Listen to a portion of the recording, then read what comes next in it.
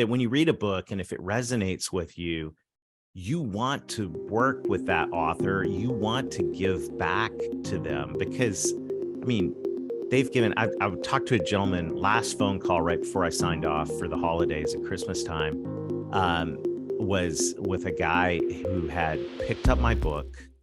Hey, everybody, welcome back. It is another week, and another week needs another episode of Leaders Talk. And I am your host, as always, Andrew Dupe. And joining me today is one of my fellow podcasters, Darrel Amy. So Darrel is the founder of the nonprofit Kingdom Missions Fund. Darrel Amy. So Darrel is the co-founder of the nonprofit Kingdom Missions Fund. Noticed that the largest donations come from business owners and wondered how could he help generous business owners quickly grow their revenue so that they can give back even more. Darrel's experience as a leader in sales and marketing given him a unique perspective on what it takes to grow revenue. Distilling 27 years of experience, Darrel authored Revenue Growth Engine, How to Align Sales and Marketing to Accelerate Growth. He is a fellow member of the Forbes Business Council, and he helps companies maximize growth through sales and marketing alignment. Darrel, as we say, hosts the Revenue Growth Podcast and co-hosts the Selling from the Heart podcast. He also volunteers as the executive director of Man Alive Expedition, an organization that helps men find healing and find their identity. Darrel, well, that's a lot to talk about. How are you doing, sir? I'm fantastic, Andrew. Thanks for having me on. We're going to have so much fun today. Absolutely. It was a real pleasure having you. So tell us a little bit more about yourself. Kind of expand on that CV that we went over. Well, I am passionate about helping purpose-driven companies grow. And, you know, if you look across the world, there's so many great nonprofits solving really critical issues in our societies. And, you know, who makes those nonprofits run? It's donations from generous entrepreneurs. And like you said earlier, having been on the board of several nonprofits, still serving on the board of several nonprofits, I noticed, while we sincerely appreciate the donations for everybody, the ones that come in, the checks with the commas in them, come from generous entrepreneurs. So I am passionate about helping generous entrepreneurs grow. I challenge them to grow, to not just put it on cruise control, but to put the systems in place, the processes in place, all backed with a strategy to drive exponential revenue growth. Because when that happens, purpose-driven companies create more jobs and they generate more giving,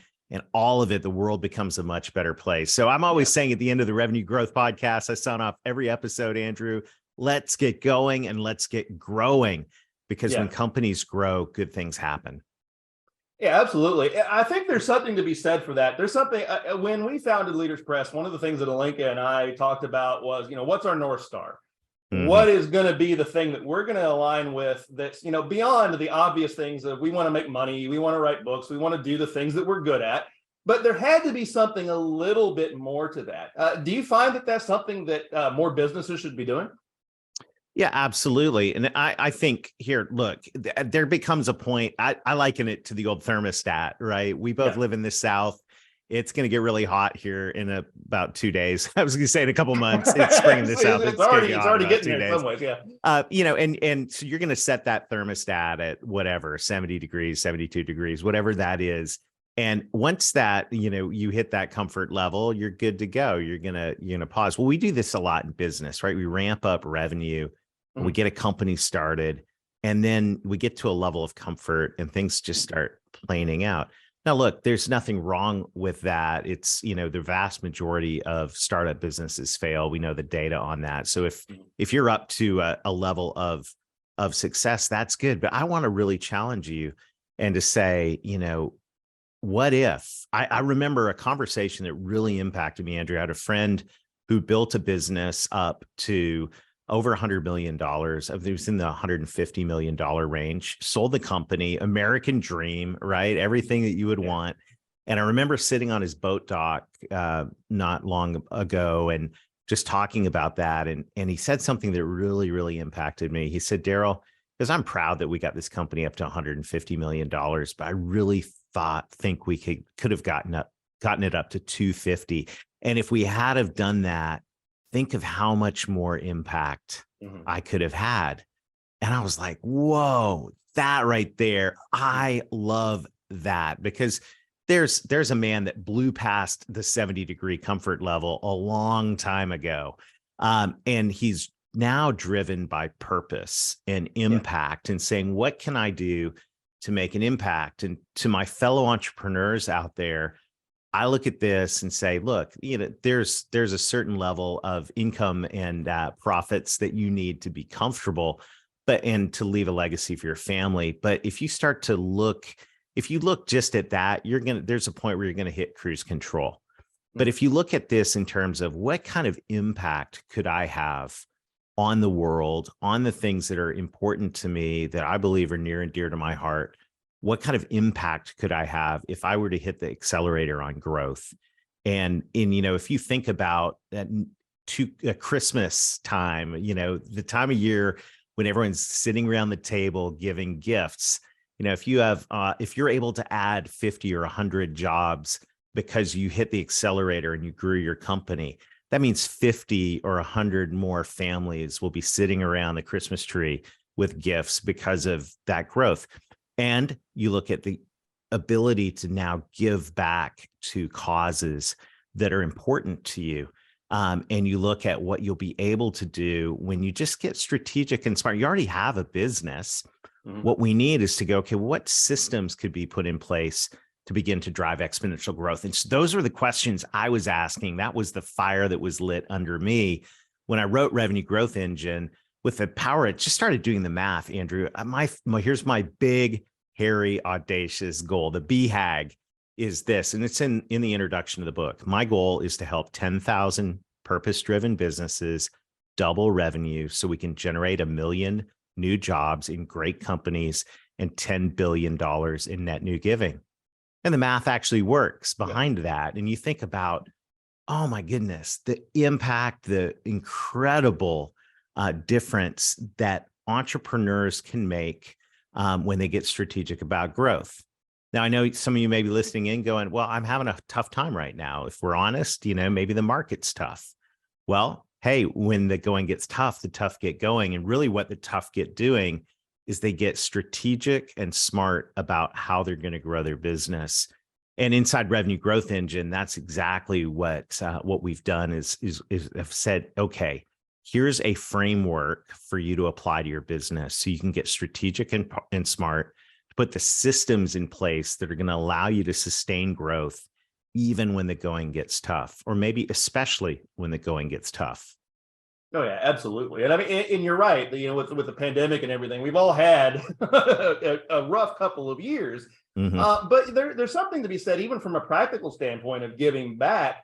Now that we have become, even post-pandemic, so connected now. I mean, there's no longer business behind closed doors. Everything is exposed. We're out in the world, all of us. True story. There's something to be said as well for giving back that actually improves your image as a company, that improves your workforce, that improves the morale of your team. So it's more than just, the CEO feeling good that they're doing something. That's a healthy thing for a company nowadays, especially nowadays, isn't it?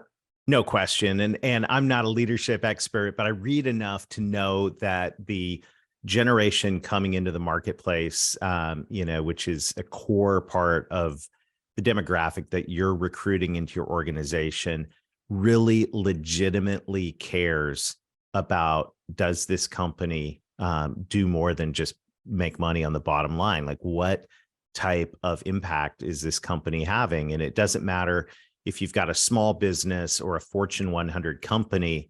The reality is you're competing for talent right now. There's no question about that. We're all competing for talent. And, the winner of the talent race, it comes down to culture and causes. Do you have a good culture? And that one's super critical. But I would say the second one is, are you investing in causes? Are you giving back to your community? Do you have a purpose behind your company that everyone can rally around, that they know that when they're putting their blood, sweat, and tears into the business, it's not just so the owner or shareholders can get yet another vacation home or a larger boat. Those things are great. But they know that when they're putting their blood, sweat, and tears and not just showing up, there's lots of people phoning it in right now, right? And and they're quiet quitting or whatever that terminology the HR people are using. Look, if you want to get people on board and get them engaged, they need to know that the blood, sweat, and tears are doing more than delivering your product and service to people, that the company itself is making a difference. And I've noticed, I've been inside hundreds of businesses over the last couple of decades. And you know, when you walk into a business, whether the business is growing, whether it's flatline, or whether it's dying, you can feel it. The vibe is in the air right away. And if you got a business, and really, let's just be honest, there really is no flat line. You're either growing or you're dying. It's one of those things, No in between, and you got a lot of companies that are flatlined and they actually think they're growing, but they're dripping customers out of the ball. It's like you walk in that business, you just can feel the low energy, but you walk in a business that's growing, that has a great culture, and that is giving back to a cause, and everyone knows it. You can feel the energy, and that energy, the energy that comes from growth, is super, super critical to a company that wants to thrive versus a company that is going to die on the vine. And so this is where I say, let's get growing. Let's think strategically about how we're going to grow, who we're going to sell to, how we're going to do it. And we unpack all of this in Revenue Growth Engine so that companies can have a framework and a model. We call it a growth engine to enable them to be able to hit the gas and accelerate that growth so they can make more of a difference. Yeah, I can absolutely see that. We had a similar story with us with Leaders Press. When Alinka and I and Deborah, our COO, we're kind of the first people that were working on the company. We said we need to be able to tell everybody what we want to do in order to enable our growth. We can't just be another hybrid publisher. We have to have our own book. We have to put our money where our mouth is. And in that, we can describe to everybody our North Star, why we're doing this. We're doing this as much to make money as it is to help CEOs, entrepreneurs that need these books and need them and can't do them themselves. So that was the way that we built our growth. I think you're doing the same with Revenue Growth Engine. How much is a book helpful? And I know that this is definitely relevant to our audience in being able to communicate with your potential clientele what you really are about as a company. It's incredible. It's incredible. And it's incredible on a number of different levels. And Revenue Growth Engine was published in the summer of 2020. So we're coming up on 3 years of being out there in the marketplace with this book. And it's incredible on two levels. On a surface level, obviously everyone says, don't judge a book by its cover. Everybody judges a book by its cover. And what is on the cover of your book is your name and the title of your book. And it says, this person wrote a book. That enough. If they never even crease open the book and crack it open and read a page, that right there is worth so much in personal branding and in credibility. And it's so funny, Andrew. I mean, I spent 20 years. I wish I'd written a book decades ago, right? I hear that so often. Yeah, absolutely. I wish I'd done it. I've been an entrepreneur now 19 years. I started in January of 2004. And I mean, arguably it was that 2 decades of experience that enabled the book to be awesome and unique and all of that. However, what's funny is that date I published the book in June of 2020, the day before I published the book and the day after I published the book, personally, there was nothing different in my mind, in my skill set, in all of that. Nothing had changed. But the moment you publish a book, all of a sudden you become an expert. And it's hilarious and it's unfair. But who told you the world was fair? Right. So I heard that from my parents all the time. Who told you the world was fair? But it's the reality of that is there's credibility behind that. Now, since then, one of the things I discovered in the process of writing the book is actually it did make me personally better because it made me think through my philosophy of how to grow a business. It made me Mhm. categorize everything. It forced me into, if you get a copy of Revenue Growth Engine, which you can do at revenuegrowthengine.com/book, you can get the audiobook immediately, but you also get access to the diagram. Like, I designed a model for the Revenue Growth Engine, and the process of writing the book forced me into thinking through all of these things that I'd experienced over the last couple decades and go, okay, well, how do we turn this into something practical? So the beauty of the book is, whether they crack it open or not, it's got the title and your name on it, and they do judge a book by its cover, and Yeah. you are an expert. Now, the second thing is, once they open the book, or once they begin listening to the audiobook, and I recommend you do both, once they open the book and start consuming it, then now what's amazing to me, Andrew, is I'll jump on Zoom calls. If you go on the website, for example, at revenuegrowthengine.com, there's a 20-minute revenue breakthrough conversation. It's an offer to anybody who's stuck, your revenue's stuck, they want to have a conversation. We have 6 blockages, 6 blocks to revenue, 6 obstacles, 6 barriers. There's the word I'm looking for. 6 barriers to revenue growth. Will help you identify which of those 6 is in the way. But what's beautiful about that is, when people will take me up on that offer, usually they've already consumed some or all of the book. And what's beautiful about that is, they walk into the conversation. There's a level of trust, first of all. There is also a level of understanding. So now they walk into the conversation trusting me at some level, even though we've never met, but we have met because they read the book. And second of all, they've got a baseline of knowledge and understanding. So now we're able to fast track. Can you really help me uncover my barrier to revenue growth in 20 minutes? Yeah, we have, because you've already invested some time understanding and listening to the model of the revenue growth engine. So we're able to have like short code conversation now. And so that is extremely valuable.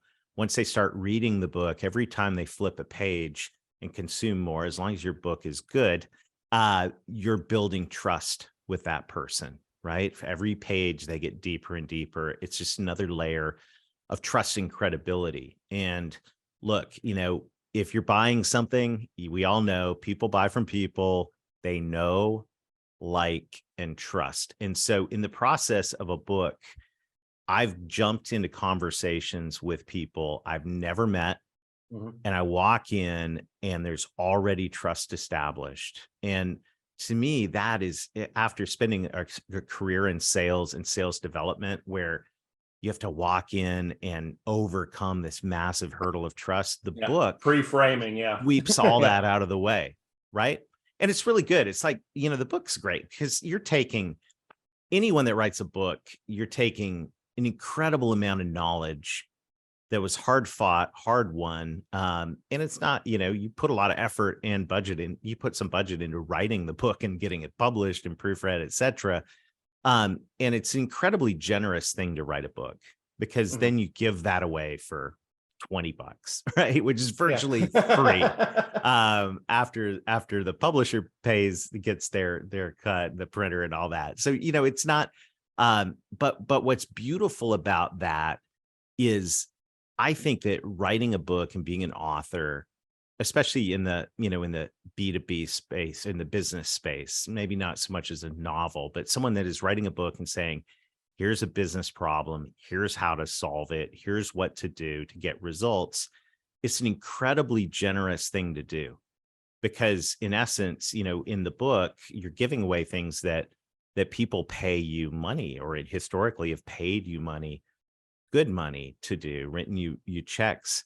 But what's interesting about that level of generosity of writing a book is, I think it does 2 things. First of all, generosity, when you're generous to somebody, they want to give back to you.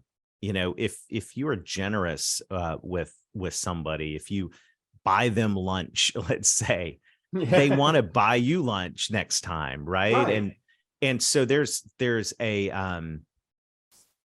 I don't know if I've ever said this out loud, Andrew, but there's like an implied reciprocity in a book Yeah. with an author that when you read a book and if it resonates with you, you want to work with that author. You want to give back to them because, I mean, they've given, I would talk to a gentleman last phone call right before I signed off for the holidays at Christmas time, was with a guy who had picked up my book. I had never talked to him about the book. I'd met him years ago at a networking event. So he was in my LinkedIn, circle. Mm. He picked up the book. He said, get on the phone with him. He says, Darrel, I just got to let you know, this is the best Christmas gift I got. He said, I got to let you know, I picked up the book. I read it cover to cover 3 times. I gave it to my team and we implemented this book and we've grown revenue year over year. I think he said 35% for the last 3 years. And he goes, I want to say thank you. And next thing you know, he's inviting me to go speak to his peer group of other people just like him that are curious how he's grown his business 35% in the last 3 years. And yeah, look at this. I like this. I'm not going to show this because I don't give the way. I'll show the back of it. This is a shape of a check, right? This is a little love note from someone that was at that meeting last month that says, hey, help me come in and grow my business. I heard you speak because that guy read your book, liked it, grew his business, and invited you in to speak. And so, now that $20, that free gift of knowledge has turned into a client engagement and hopefully will be a good long-term relationship. None of that happens without the book. Right. And so, this is real. It works. It's just an incredible thing, but there's something super generous about putting a book out there. And I know as an author, I felt like, am I really going to give all of this away? And like, seriously, right? Oh, I know. Like, this is good stuff. I hear that a lot. Absolutely. And it doesn't give everything away because the reality is in my book, Revenue Growth Engine, what you get is a framework. So Right. now the question is, how are you going to apply that framework to your business? And I'm thrilled when I hear stories like the one I shared about the business that grew 35%. And part of me goes, well, if you had engaged me and my team, we maybe could have accelerated that even more. But hey, that's cool though. You know what? It works and it gets the message out there and it does it in a way that builds instant credibility. So now I walk in to speak to that peer group of business owners. And like I walk in the room and they're leaning forward with pens and notepads ready to learn, as opposed to, who's this Yahoo? I walked in with instant credibility. And so when you see that happen, I mean, all of this is possible. Once again, it's not fair because, people who haven't written a book on revenue growth, many of them know as much or more than me about the topic, but they haven't written a book. And so I'd say, write a book, get with Andrew and his team and get your book out there because it's going to help. And yeah, that was what I was going to segue to. I mean, one of the questions we have by a lot of people, the block that many have, you mentioned a good book. That's important because you did not just any book, but a good book. Yes. And many times you run into someone that's not an author, hasn't been an author. We have several of our authors that before were very academic and technical, and they say, well, I don't know if I can necessarily write a good book. So what do you say to those that have a block, that have that fear of imposter syndrome or whatever it is, just preventing them from sitting down and writing? Well, don't worry about it. You're not the only one with imposter syndrome. I mean, every author I know has imposter syndrome before, during, and after writing a book. Maybe it's even worse after. I hate to tell you that, but so just recognize that's part of the territory in all of it. The thing I would say about this is, look, we got to remember when it comes to sales and marketing, we got to remember, and we talk about this in Revenue Growth Engine, it's not about your product. It's not about your company. Nobody cares about your product. Nobody cares about your company. Buyers don't buy products and services. They buy the outcomes the products and services enable. And so we're very passionate inside Revenue Growth Engine about saying, okay, if you're going to market your business and sell, talk about the outcomes, think from the perspective of the buyer about what's important to them and lead with that, because that's what's going to get their attention. And so I think when it comes to writing a book, if you take that philosophy as well and say, what are the outcomes that I want my readers to get? And then start with that and work backwards. If, for example, if you think of the book, my book is Revenue Growth Engine, How to Align Sales and Marketing to Accelerate Growth. Now, what is the outcome a business wants from sales and marketing? It's revenue growth, right? Revenue growth. So I could have written the book on 17 ways to align sales and marketing to grow revenue, right? Which is what we do. We align sales and marketing, or 17 ways to align sales and marketing with system, programs, and processes to enable revenue growth. And you would have gone, yawn, right? Nobody's going to read that book. So we led with the outcome, and that was the guiding principle: revenue growth engine. Which is an implied promise right there. How can I build an engine that is going to allow me to grow revenue faster? And if I re-release the book and change the subtitle and refine it even more around the outcomes.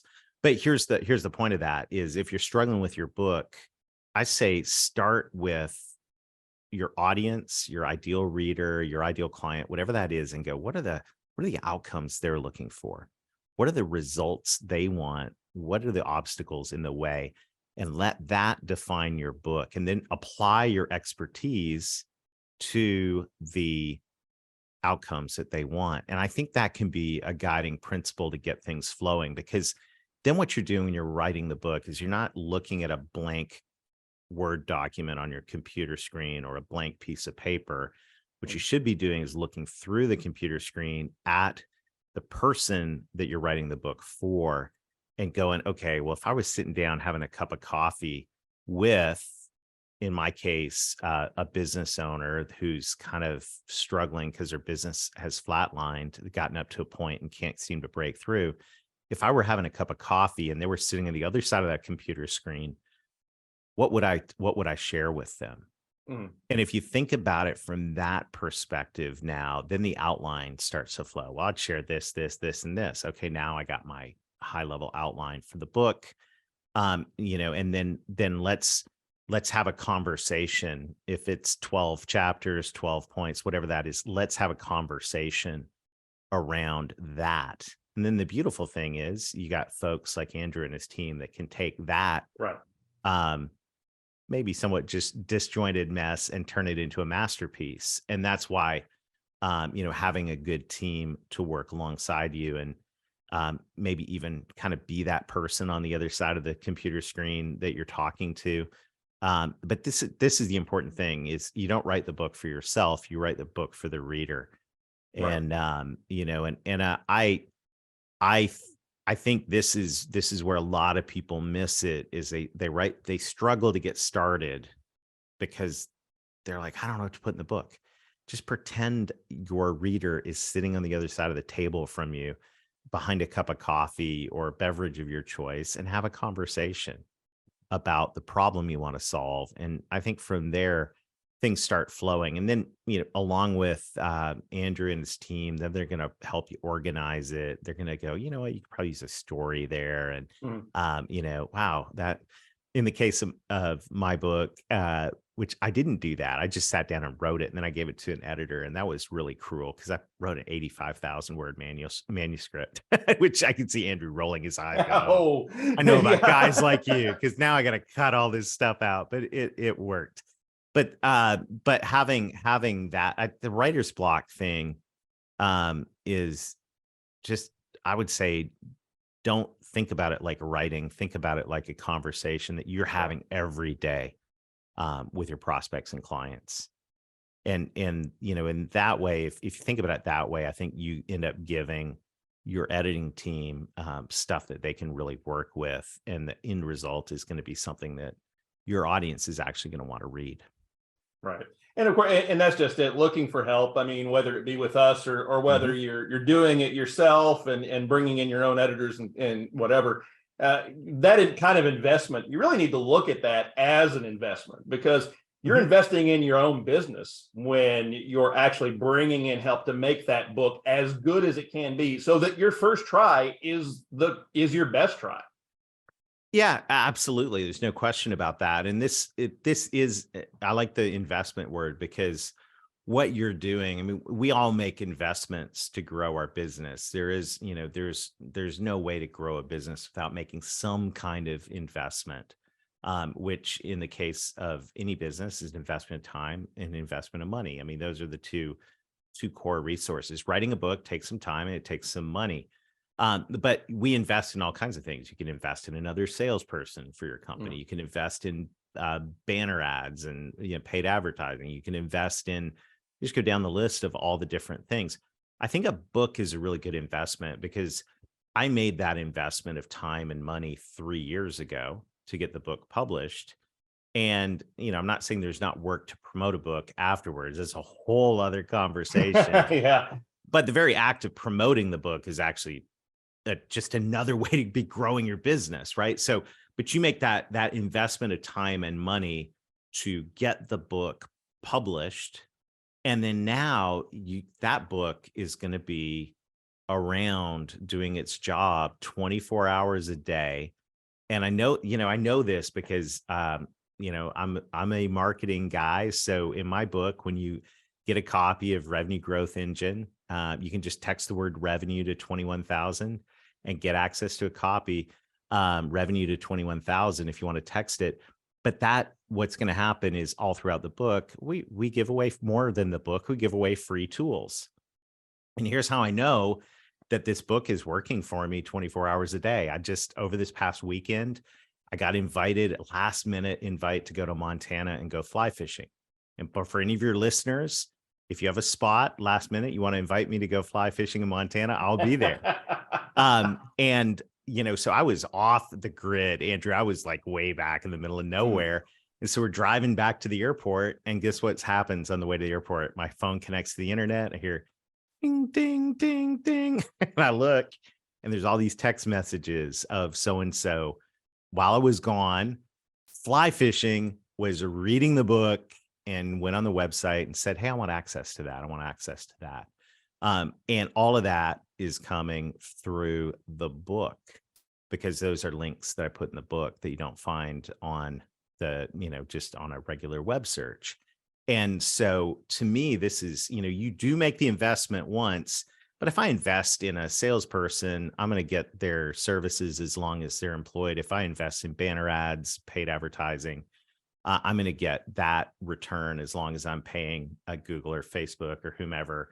But if I invest in a book, once that book's published, it's sitting on a physical and or virtual shelf to be found by anybody that is going to the great search engines of the world. And Amazon, for example, is one of the top search engines of the world.